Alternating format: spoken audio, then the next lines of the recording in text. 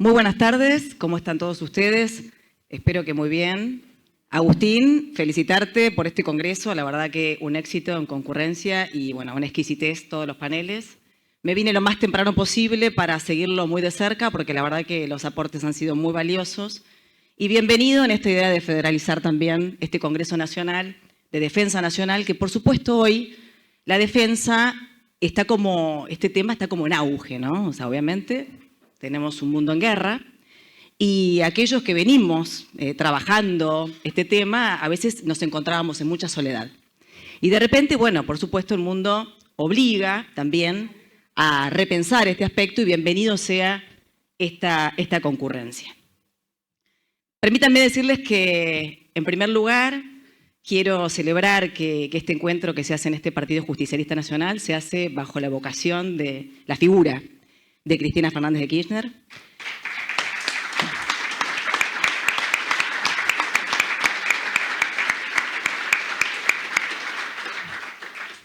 Presidenta de este partido, proscripta, y en este marco, ¿no?, de intervencionismo externo, porque Cristina claramente está injustamente presa por el intervencionismo de Marco Rubio, de Peter Lamelas, vamos a analizar en dónde estamos parados en relación al desarrollo de nuestro sistema de defensa nacional. Texto y contexto, ¿no? En principio, también quiero decir que celebro un peronismo que debate y que propone. Y la verdad es que traje algunos apuntes que quiero compartir con ustedes, pero me hice un montón de anotaciones que me fueron disparando ideas y bueno, voy a tratar de ser lo más ordenada posible para desarrollar. Escuché la mayoría de las intervenciones y me llevaron a una primera conclusión. Necesitamos recuperar el pensamiento estratégico. ¿Qué es el pensamiento estratégico? Es pensar en priorizar los objetivos permanentes y prioritarios, valga la redundancia, y no sacrificarlos frente a objetivos secundarios o objetivos transitorios o de corto plazo. La defensa se inscribe en esta necesidad. La defensa es un objetivo estratégico, es un objetivo prioritario para cualquier proyecto nacional y es un objetivo, por supuesto, permanente. La primera también reflexión que me surgió cuando escuché los expositores es que en qué momento siento, esto es una autocrítica sin beneficio de inventario, nos desviamos un poco de ese pensamiento doctrinario peronista respecto de la defensa nacional que por supuesto contenía un fortísimo pensamiento estratégico. Sobre todo nos desviamos en función del fortalecimiento del instrumento militar. Para esto, claramente, sé que hoy lo nombraron en alguna oportunidad, hay un texto de lectura obligatoria, considero yo, que aparte es muy fácil de leer, que es la conferencia de la apertura de la Cátedra de Defensa Nacional en la Universidad Nacional de La Plata, el 10 de junio de 1944, dicha por Juan Domingo Perón. Es la Biblia del pensamiento estratégico de la defensa nacional. Ahí Perón, en 1944, nos planteaba una primera contradicción, ¿no? Nos decía que, bueno, que el peronismo es profundamente revolucionario, por supuesto, y nos planteaba una primera contradicción que es una dicotomía. Y nos hablaba de dos caminos posibles para la nación, el neocolonialismo o la liberación. Arrancamos este congreso evocando la figura de Cristina y dando cuenta de un gran intervencionismo de factores externos. Por lo tanto, podemos confirmar que esta contradicción que Perón nos decía en este documento que nos legó, sigue tan vigente como aquella época. ¿No es verdad? Los límites de la autodeterminación de nuestro pueblo son bastante condicionados. Por lo tanto, creo que este es un presupuesto sobre el que debemos seguir trabajando en actualizar esta doctrina, pero reconociendo que está absolutamente vigente. De allí saco tres conceptos fundacionales y fundamentales de la doctrina peronista y de la visión estratégica de la defensa que nos legó Perón. ¿Cuáles son? Claramente, la nación en armas. La nación en armas nos remite a entender lo que recoge también el artículo 21 de nuestra Constitución Nacional. Todos los hombres y mujeres argentinos estamos obligados a armarnos en defensa de la patria. Todos los recursos del país tienen que ponerse en movimiento en esta visión estratégica de la defensa nacional que Perón nos enseñaba. El segundo concepto que Perón nos enseña también en este discurso es el de la guerra total. Creo que Sergio Eiza habló y dijo, tenemos que hablar del concepto guerra. La defensa es eso, es prepararnos para la guerra. Bueno, y ahí el viejo apotegma romano, ¿no? Si queremos la paz, debemos prepararnos para la guerra. Perón no tenía este prejuicio, Perón hablaba de la guerra total, de este concepto, para explicar lo que tiene que ser el esfuerzo de la defensa y la nación en armas. Si la guerra total, decía Perón, se desarrolla en todas las dimensiones territoriales, aéreas, marítimas, espaciales, pero también en todas las otras dimensiones no tangibles, sociales, económicas, financieras, culturales. Entonces, el dispositivo de la nación en armas, esa defensa total para contrarrestar esa guerra total, tenía que desarrollarse en todas las dimensiones. Ahí volvemos a la necesidad de reconstruir el pensamiento estratégico. El tercer concepto que recogemos de esta doctrina, que es la nuestra, y que la verdad que es una partitura muy vigente, es una melodía muy vigente, es el desarrollismo. Perón era un militar con un pensamiento estratégico desarrollista, y concebía el desarrollo industrial como parte también de este dispositivo de defensa. Perón es de la camada de los industrialistas militares desarrollistas como Mosconi, como Savio, como Guglielmelli.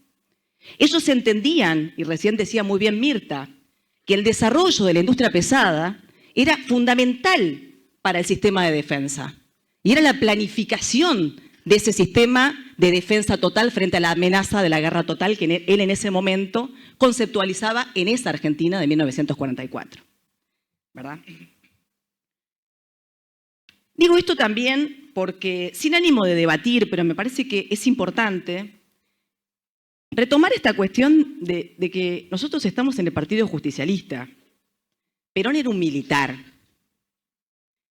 Era un militar igual que el ministro de Defensa actual. Perón fue ministro de Guerra. Perón fue 3 veces presidente. Quien puede lo más, puede lo menos. No cuestionamos a este gobierno porque tiene un militar al frente del Ministerio de Defensa. Cuestionamos a este gobierno y al militar que está frente al Ministerio de Defensa porque sigue a un gobierno que tiene claramente una dirección apátrida, una dirección totalmente antipatriótica, porque está haciendo pelota nuestro sistema de defensa nacional. Acá veo a muchos funcionarios que estuvieron en fabricaciones militares, en complejo industrial militar, en áreas de planeamiento y de formación, en áreas en donde se reparaban las cuestiones que tienen que ver con el bienestar social de las fuerzas, y no hace falta abundar en cuál es el nivel de destrucción que está llevando a cabo este gobierno. Lo saben todas a la perfección. Es por eso que cuestionamos a Presti, no por su condición de militar con la que tenemos desde este espacio justicialista volver a reconstruir un lazo estrecho y de confianza, porque no hay posibilidades de un proyecto nacional sin un sistema de defensa nacional fuerte, con hombres y mujeres totalmente consustanciados con la causa nacional. Perón desarrolló en esta visión digamos, industrialista, el Plan Siderúrgico Nacional, la industria aeronáutica y mecánica del Estado, y AME, desde ahí millones de inventos peronistas. Hay un documental que pueden buscarlo en YouTube de Felipe Piña, que es espectacular, que va mostrando con dibujitos muy ilustrativos todo lo que desarrolló el peronismo. Es espectacular, lo recomiendo. Fabricaciones militares, el plan nuclear. El plan nuclear lo desarrolló Perón. Obviamente que el plan nuclear es una industria de doble uso, que se llama en términos militares. Obviamente que es un presupuesto de producción energética. Pero ustedes saben perfectamente cuál es la aplicación del desarrollo nuclear en la defensa. Y después vamos a ver por qué está pasando todo lo que está pasando en relación al desmantelamiento del plan nuclear, ¿no? Pero Perón hizo el plan nuclear. Y no es casualidad que también reivindicamos a Cristina, la primera central nuclear se llama Juan Domingo Perón y la segunda central nuclear se llama Néstor Carlos Kirchner, ¿no? También me parece que esas son las cuestiones que indican que todo tiene que ver con todo y que hubo algunos argentinos que realmente la vieron. Dicho esto, voy a seguir diciendo lo siguiente. Cristina Fernández de Kirchner, en la 69 Asamblea General de Naciones Unidas en 2014, recogió este documento de Perón y recogió estos conceptos. Y habló, Cristina, en esa conferencia, de las nuevas formas de la guerra. Empezó a hablar de eso, ¿no? O sea, como precuela de lo que avisoraba que se iba, porque vieron esa cuestión que tienen los estadistas, ¿no? De poder anticiparse a lo que viene. Y habló de nuevas formas de la guerra. Y habló también de la necesidad, en el 2014, de recuperar un sistema de defensa nacional que realmente sea el núcleo y el corazón de nuestro proyecto nacional y popular. Creo que hay un mensaje importante que nos da Cristina en esa conferencia en Naciones Unidas. Esto es un poco la visión del peronismo en relación a la defensa someramente, ¿no? O sea, o conceptualmente. Ahora vamos a ir rápidamente al mundo, en donde ustedes ya desarrollaron un montón de cuestiones importantísimas, de miradas desde el punto de vista de las relaciones internacionales, y vamos a decir claramente que muchos analistas internacionales dicen que estamos transitando la Tercera Guerra Mundial. El Papa decía que es una tercera guerra mundial en partes, que tiene conflictos que están estrictamente interconectados, por lo tanto no llegan a todos, por eso este carácter y esta dimensión de mundial. Muchos de ustedes hablaron de crisis de hegemonía, de fragmentación multilateral, de guerra simétrica, de guerras híbridas, de disputas por los recursos estratégicos. Obviamente esto tiene que ver someramente con un análisis, nada, simplemente de enumeración, merece prácticamente un congreso cada tema, así que Agustín ya tenés varios compromisos, pero claramente estamos frente a un mundo en guerra. En este plano, la Argentina, para diseñar un sistema de defensa autónomo y soberano, tiene que pensar en hacer un diagnóstico de cuáles son las cuestiones que tenemos que reparar en cuanto a qué debemos defender o qué debemos diseñar para la defensa de las cuestiones que pueden estar hackeadas en un mundo en guerra, cuáles son los intereses que pueden tener potencia sobre lo nuestro, ¿no? Entonces ahí tenemos que reparar, por supuesto, en la bicontinentalidad de la Argentina. Por ahí vi un compañero que trabajó conmigo en seguridad que es cartógrafo. También merece la bicontinentalidad un congreso. Las tensiones en el Atlántico Sur, por supuesto, un lugar en donde tenemos una interconexión oceánica. Los recursos estratégicos, el litio, el cobre, el uranio, los recursos energéticos. Bueno, ya vieron, ¿no? Lo que está pasando con Nuclear Eléctrica Argentina, con las hidroeléctricas, con las cuencas maduras, con ICRT, etcétera, etcétera, etcétera. La infraestructura logística, el desarrollo satelital y nuclear, los territorios anecuménicos. Ahí vieron Reidel cómo hablaba de la Patagonia. Ahí vieron Silicon Valley, interesado por nuestra Patagonia, un territorio anecuménico en términos de defensa, territorios vastos con condiciones de poca población, por lo tanto, más vulnerables para los ataques y las amenazas de ocupación territorial, que no son a veces tan convencionales y tan claras. Y ahí también vemos la estrategia no solamente de la Patagonia, como saben ustedes que existe este interés de Silicon Valley por instalarse con los data centers, que también tienen aplicación en defensa, sino también bien la estrategia de desarmar el complejo industrial en Tierra del Fuego, precisamente para generar más sectores vulnerables y anecuménicos. En cada una de estas cuestiones podemos concluir que el gobierno tiene una definición de la política de defensa, que es una política de desnacionalización estratégica. Eso es lo que está llevando adelante el gobierno. Ahí vemos en relación al interés sobre el Atlántico Sur, acá ya se dijo, bueno, la guerra por los dos polos, claramente nosotros tenemos geoestratégicamente ubicada la Argentina en un lugar de interés por esta cuestión de la interconectividad. Y ahí tenemos al gobierno promoviendo la instalación de una base conjunta con Estados Unidos en la puerta del Atlántico Sur en Ushuaia. Vino la Comando Sur, la recibimos el 5 de abril en el marco del día que conmemoramos a nuestros héroes y caídos de Malvinas, hasta con ese mal gusto, y anunciamos la base naval conjunta con Estados Unidos. Ahí tenemos la militarización del Atlántico Sur sin ningún tipo de misión por parte de la Cancillería. Ahí tenemos el ingreso de tropa extranjera, recién hablábamos con Cafiero, que no pasan por ley Maya, no está de moda ya la Constitución. La Constitución ha muerto. El ingreso de tropas a la República Argentina saltea la 25880, saltea la Constitución, saltea todo. Entonces teníamos de repente la semana pasada un montón de aviones sobrevolando en Moreno, una pista de aterrizaje, la segunda más importante del país, y agua va, ¿no? Agua va. Dice, no, lo que pasa es que el Congreso no lo autorizó. No, señores, el Congreso no lo autorizó, no. Yo soy vicepresidenta de la Comisión de Defensa. Germán está ahí conmigo peleando con los molinos de viento. Y la verdad es que nosotros dictaminamos esa propuesta de ejercicios militares, que por supuesto llegaron como con 10 meses de retraso, y lo cierto es que nunca lo quisieron poner en consideración en el recinto. Hubo cinco sesiones y nunca le incorporaron en el orden del día. Y esto no es una cosa de vagancia. Tampoco en extraordinarias. Tampoco en extraordinarias. Cuento las extraordinarias, debo aclarar. Diciendo 5, cuento las extraordinarias.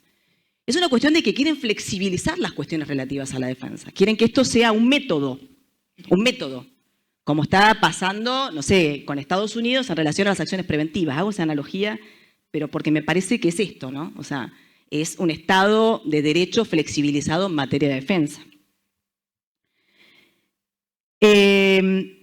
Aquí y hoy podemos decir que creo que ya se consolidó la concesión por 50 años de la infraestructura crítica más importante del país, ¿no? Creo que hoy se consolidó la licitación de la hidrovía por 50 años, que además de algunas cuestiones que obviamente es una infraestructura crítica que el mundo entero cuida, nos dio cuenta, sobre todo ahora, nos alumbró la importancia de esto, la obturación del estrecho de Hormuz. La vía navegable troncal, tan abstracta para muchos argentinos, que obviamente no digo que esté mal, porque cada uno está sumido en urgencias, porque aparte este gobierno ha sido muy hábil, ¿no?, en inocular el caos para que estas cosas, los trazos gruesos, pasen por arriba. Pero la enseñanza del estrecho de Hormuz, la obturación de un canal de navegación como el estrecho de Hormuz, nos hace decir, pará, ¿y esto qué es la hidrovía? Lo mismo, ¿y cómo es? Acá pasa el 80% de todo el comercio y la producción nacional de la Argentina, y pasa un porcentaje importante de la producción de toda la región. Hay 5 países involucrados. Bueno, el gobierno decidió privatizar por 50 años la hidrovía. Decidió privatizar el complejo nuclear en el artículo 8 de la ley Bases. Todavía no encontró novia las centrales nucleares, pero decidió privatizarlo. Al mismo tiempo desmanteló el proyecto Karen. Y hoy también nos enteramos que por presiones de Estados Unidos dejamos atrás el proyecto LACIE, que es de enriquecimiento de uranio, porque en la Argentina tenemos una capacidad desarrollada de aplicación a la defensa muy importante, que es la capacidad de enriquecer uranio. Lo hacemos en la provincia de Río Negro, en Pilcanelleu, en medidas o, ¿cómo se dice?, cantidades muestrales, pero tenemos la capacidad y el desarrollo tecnológico para hacerlo, ¿no? Esto hoy fue desalentado por Estados Unidos, que estaba muy preocupado porque Argentina pueda seguir construyendo capacidades, por ejemplo, de enriquecimiento de uranio. Sin perjuicio que lo tengo hablado con Sergio Eiza, quiero contarles que hay en este momento una empresa en la Argentina que se llama Meitner, que se está ocupando de quedarse con todos nuestros ingenieros nucleares y nuestros físicos. Esto también está pasando a nivel mundial, ¿no? Hay una especie de aglutinamiento de cabezas de físicos y de científicos y de ingenieros nucleares, precisamente para sacarnos esa capacidad, digamos, que amenaza a las potencias que no quieren que ningún país de la periferia tenga estas capacidades desarrolladas. El acuerdo de extracción de minerales críticos, vieron, lo celebró Kirchner con Estados Unidos, que pin que pan, y ahora lo aumentaron con un super RIGI, para que se lleven todo. La privatización de Transener, ENARSA, NASA, ICRT, las hidroeléctricas, la derogación de la ley de tierras, hoy cautelada por el CECIM, que por eso no vamos a seguir construyendo más zonas anecuménicas, pero ojo, porque ahora vienen, bueno, Germán ya está recontra advertido con la inviolabilidad de la propiedad privada, y ahí nuevamente vienen con la extranjerización de tierras en manos extranjeras. Entonces, ¿por qué no hay Directiva Nacional de Política de Defensa? Lo hablo todo el tiempo con Sergio Eiza, con Luciano Cellini. Claramente porque no pueden revelar sus planes de desmantelar la Argentina, el sistema de defensa nacional, y despatrimonializarnos completamente. Por eso no hay Directiva Nacional de Política de Defensa. Es inconfesable. Pero seríamos muy tontos si no desmenuzamos esto, si no desmontamos esto y si no lo vemos. ¿No es verdad? En segundo lugar, otro elemento para encaminar un sistema de defensa nacional y soberano, obviamente, y se habló acá en muchísimas oportunidades, es el presupuesto. El presupuesto es indispensable. El presupuesto hoy oscila entre un 0,5 y un 0,7, piso histórico. Ni siquiera en la época de Menem hubo ese piso histórico presupuestario para el sistema de defensa nacional.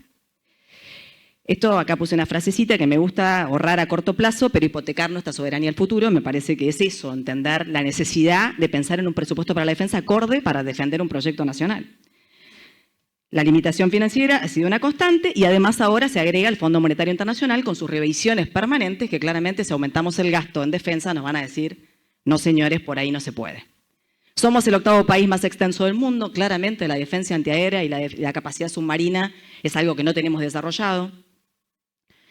Touché cuando el coronel Granito dijo, tenemos que volver a empezar, ¿no? Cuando habló de las capacidades militares, un coronel dijo, tenemos que volver a empezar. Bueno, la realidad es que ahí pienso que tendríamos que pensar, por ejemplo, en coordinar esfuerzos con vecinos estratégicos, en donde tenemos claramente intereses convergentes, por ejemplo, la hidrovía. En este momento, Brasil está en esta empresa de desarrollar ellos mismos, propiamente, el país, la defensa antiaérea. Otro elemento es la no delegación de las capacidades militares. Ahí lo vieron a Petri rogando por entrar como socio global de la OTAN. Increíble, increíble. La Argentina está ubicada al sur del sur y nos morimos por entrar en el Tratado del Atlántico Norte. Bueno, el precio para entrar en el Tratado del Atlántico Norte, OTAN, es entregar las llaves del Atlántico Sur. No tengan ninguna duda. Parte de lo que todos llaman la doctrina Monroe, ¿no? La integración regional, pero nos hablaba, creo que Agustín habló, de latinoamericanismo, de vecinos geográficos, de intereses convergentes, de doctrinas comunes de funcionamiento. Acá hay 3 temas que yo enumeré para tratar con los vecinos geográficos y estratégicos. La vía navegable troncal, somos 5 países dentro del Tratado de la Hidrovía. El litio y los minerales críticos, la Comando Sur dijo, el Triángulo del Litio es un objetivo de seguridad nacional de los Estados Unidos, Argentina, Chile y Bolivia. Otro Yacyretá, el 15% de la provisión de la energía eléctrica lo otorga Yacyretá. Hoy estamos complicados con Paraguay en el marco de un problema diplomático grave por culpa de las cuestiones que tienen que ver con la hidrovía y el cobro del peaje con Paraguay. Otra cuestión es la necesidad de pensar en el elemento de desarrollar capacidades en las guerras asimétricas. Lo decía Jorge Bataglino. Obviamente, él decía, no siempre los países con mayor capacidad militar o mayor fuerza militar están en condiciones de ganar. Bueno, no, claramente la experiencia de Irán nos ha demostrado que tienen una gran capacidad de resistencia al dolor, ¿no? Y podemos decir, algunos analistas internacionales lo dicen, que han ganado la guerra ante Estados Unidos con muchísimo menos capacidad militar. Drones prácticamente artesanales. Bueno, entonces, nosotros tenemos como país periférico, vamos a poner que no tenemos una gran capacidad militar desarrollada, apelar a partir de esta ubicación desigual que tenemos en el concepto de guerras asimétricas, ¿qué podemos desarrollar? Lo decía recién Mirta y hablaba de los programas de drones, hablaba de ARSAT, hablaba de INVAP, todas empresas que están enumeradas en las empresas sujetas a privatizar dentro de la ley Bases. Por ejemplo, INVAP, que recién muy bien lo decía Mirta, que tiene el programa de drones, que con eso Irán logró defender su posición frente a Estados Unidos, ya está convertida en SAU, en sociedad anónima unipersonal. La próxima cuestión que sigue es directamente la privatización. La industria estratégica de doble uso, de esto habla el mundo, no solamente el complejo militar, que obviamente Milei lo está rifando, sino también el doble uso de la industria. Por ejemplo, la nuclear. Por ejemplo, lo que pasó hace unas semanas atrás con FATE. FATE y Cabot, por ejemplo. Una empresa que produce neumáticos para transporte de alta carga.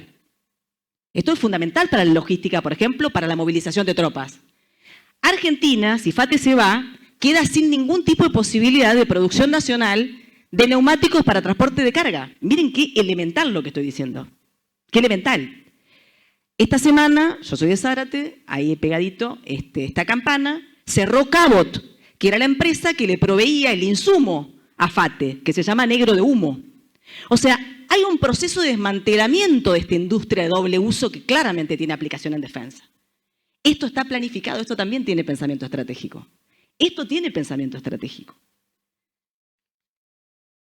Soberanía satelital y ciberdefensa autónoma.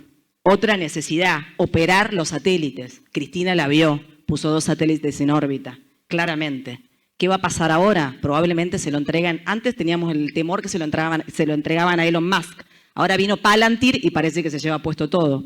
En el medio tenemos un asesor en ciberdefensa del Departamento de Estado de Estados Unidos, Víctor Santiago, trabajando en defensa. En el medio dos hackeos al sistema de software de nuestras Fuerzas Armadas, al Ejército y al proyecto Karen, que no se sabe qué se llevaron. Presenté millones de pedidos de informe, nunca me los contestaron. Adorni no tuvo tiempo de todo eso porque estuvo ocupado en otras refacciones. Así que se imaginan que no hay claridad respecto a estos temas. Bueno, nada, se promueve la dependencia en estos aspectos con memorándum de entendimiento que firma Monteoliva, que firmaba Burrich, memorándum de entendimiento de ciberdefensa, en ciberseguridad, bla, bla, bla, bla. Protección de infraestructura crítica. El mundo entero está cuidando la infraestructura crítica. De hecho, los blancos en las guerras, en los conflictos que estamos viendo, son la infraestructura crítica. Son, por ejemplo, las centrales nucleares de Irán, son los gasoductos de Nord Stream, son las hidroeléctricas, son las desalinizadoras. ¿Qué entienden? O sea, acá está el concepto de, obviamente, entender que, bueno, la nación en armas es una realidad, ¿no? Y ahí estamos nosotros precisamente vendiendo todos esos activos y diciendo que con el 10% de los producidos esos activos vamos a fortalecer las Fuerzas Armadas. El mayor oxímoron de la historia de la defensa del mundo. Vamos a desarmar los activos estratégicos para fortalecer las Fuerzas Armadas que en realidad tienen razón de ser para cuidar los activos estratégicos. Una cosa de locos, inentendible. Resiliencia civil y militar. Acá quiero decir que muchos países de Europa están volviendo a discutir el servicio militar obligatorio. Yo sé que es muy incómodo discutir esto, para muchos, porque la limitación cultural también a veces constituye una debilidad para desarrollar este tipo de políticas. Pero yo creo que sin rodeos debemos darnos esta discusión. Sin ir hasta ahí, que estoy casi a punto, Germán, en presentar ese proyecto, presenté la ley de reservas y presenté la ley de movilización, que también tiene que ver con robustecer nuestras tropas y pensar en que tenemos que, por supuesto, consustanciar nuestra nación con la defensa. Ahí tenemos los problemas, las limitantes de las cuestiones salariales, las cuestiones sanitarias que ya conocemos, la situación de IOSFA, etcétera, etcétera.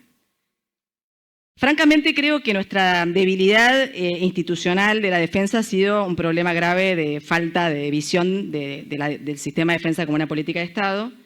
Y creo que acá tenemos que, para empezar a discutir seriamente en un 27, que yo confío plenamente que vamos a lograr volver a tomar las riendas de un proyecto nacional, tenemos que realmente lidiar con alguna resistencia cultural que tenemos dentro de nuestras filas. Quiero incorporar rápidamente una cuestión que les traje para pensar de cómo se instrumentaron estas cuestiones que llevaron a que la Argentina hoy pueda ser víctima de todas estas avanzadas, ¿no?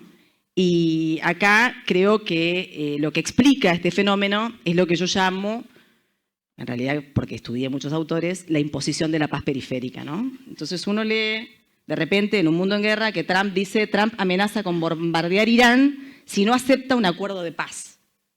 No, o sea, Trump te amenaza con bombardearte si no le das el Nobel de la Paz. Fue así. Como no le dieron el Nobel de la Paz, quería bombardear al mundo. Entonces, la imposición de la paz periférica claramente es una forma de inducción al desmantelamiento de las capacidades militares. Así lo entiendo yo y entiendo que la Argentina ha sido en gran medida víctima de esta imposición de la paz periférica. En este contexto, la paz se vuelve sinónimo de sumisión. Cualquier intento de desarrollar la defensa propia va a ser tildado de agresivo. Son mecanismos de dominación que consolidan las asimetrías, ¿no? En un marco de guerras asimétricas. ¿Cuáles son las formas de inoculación de esta imposición de la paz periférica? La invasión y la ocupación militar directa, la intervención y la presión política. Escuchen lo que dice la intervención y la presión política. Se utiliza la influencia diplomática y económica para disolver el poder militar de una nación, a menudo bajo el pretexto de estabilización o democratización. Yo creo que un poco víctimas de esto hemos sido, ¿no? Tratados internacionales condicionantes para la periferia, por ejemplo, el Tratado de No Proliferación de Armas Nucleares. ¿Qué establece el Tratado de No Proliferación de Armas Nucleares? Que va a haber potencias que sí pueden tener ojivas nucleares y va a haber una periferia desnuclearizada. O sea, no es una ley justa para todas las partes, o sea, no es igual para todas las partes. Identificamos, así a grandes rasgos, en Argentina etapas de aplicación de estas paz periféricas, desde el golpe del 76. El golpe de Estado, donde se importó la doctrina de la seguridad nacional, las capacidades diezmadas post-guerra de Malvinas y el embargo de armas, que todavía pesa sobre nosotros el veto británico, el alineamiento automático del turco Méndez durante los 90, que es un proceso muy similar al de ahora, o sea, relaciones carnales, consenso de Washington, desmantelamiento del complejo militar industrial, desmantelamiento de la industria de doble uso, venta de activos estratégicos, en ese momento YPF, Aerolíneas Argentinas, Ferrocarriles, Comunicaciones, todo capitales extranjeros, y también la integración de Argentina a la OTAN como socio extra-OTAN, delegando la capacidad militar en otro país. El rol, por supuesto, del Fondo Monetario Internacional, el FMI, la deuda externa como mecanismo de dominación. Y por último, la paz de la postdictadura, que, entre otras cosas que merecen mucho análisis, tuvo un saldo para la defensa que fue el desprestigio militar. En ese momento, sin doctrina de defensa nacional, totalmente, digamos, alineados a Estados Unidos con la doctrina de seguridad nacional a cuestas, la transición democrática argentina en gran medida fue celebrada por Occidente como un modelo de pacificación, pero esa paz significó la aceptación de un rol subordinado en el sistema mundial. Podemos decir que este proceso de inoculación de la paz periférica consolida un proceso de desmantelamiento de las capacidades militares, inducidas por un intervencionismo externo, por el FMI, por el Banco Mundial, por el Consenso de Washington, que opera en lo económico, en lo político y también, fundamentalmente, en lo cultural. Por último, les quiero contar someramente algunas propuestas legislativas que yo vengo trabajando, que intentan precisamente construir debate. Poner mojones para ir hacia ese sistema de defensa autónoma y soberano. En primer lugar, presenté una reforma a la Ley de Defensa Nacional, a la 23.554, en donde, concibiendo que estamos en un mundo en guerra y tomando el discurso del 2014 de Cristina, que hay nuevas formas de guerra, entiendo que hay que actualizar algunos conceptos. Incorporando formas de agresión externa contempladas por Naciones Unidas y en este caso incluyendo ataques realizados por organizaciones militares no estatales, que no pueden ser conjurados, por supuesto, por las policías y las fuerzas de seguridad. Y también integrando en el concepto de la intervención de las Fuerzas Armadas en la protección de la infraestructura crítica. Presenté un proyecto para aumentar el presupuesto de defensa. En tiempos de paz con un mínimo de 2% en tiempos de paz, de 1,5 a 2%, y que se vaya, digamos, llevando a ese punto progresivamente, anualmente, con un 0,3%. Esto sería más o menos en 4 años. Esto es establecer a la política de defensa como una política de Estado. No hay posibilidades de pensar en un desarrollo de una defensa soberana y autónoma sin presupuesto. Sobre los ejercicios militares, presenté un proyecto para que en la República Argentina no haya posibilidad del ingreso de tropa extranjera de países que no reconozcan nuestra soberanía sobre las Islas Malvinas.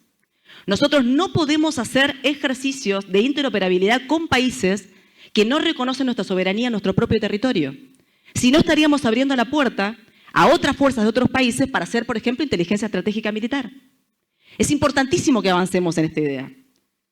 Por eso decíamos que la semana pasada teníamos el DAGA y el PASEX en la zona económica exclusiva, haciendo inteligencia militar en la Argentina, Estados Unidos, que supuestamente algunos quieren vender el espejismo que ahora con Estados Unidos vamos a recuperar las Malvinas. Ojo al piojo con eso, porque me parece que la mano viene bien distinta. Presenté un proyecto para establecer el carácter de infraestructura crítica de la vía navegable troncal y que, por supuesto, en ese caso sea inenajenable. Bueno, no llegué, la acaban de volver a privatizar en manos de Jean Denul, se metieron los hermanos Neus, ahí hizo un gol Caputo en media cancha. Así que bueno, lo mismo para la vía navegable troncal, el canal Magdalena, las centrales nucleares, y la verdad es que estoy convencida de que tenemos que trabajar en el Congreso Nacional para construir una ley de protección de la infraestructura crítica nacional. Hice un proyecto de reservas por esta cuestión, ¿no? Si queremos la paz, necesitamos prepararnos para la guerra. E hice un proyecto que considero muy importante también, Guillermo, que es poder desde el Congreso pelear para desechar de una vez y para siempre el Acuerdo 1 y 2 de Madrid y el Acuerdo Mondino-Lamy, que confirma este sentido de consolidar la ocupación británica sobre nuestro territorio.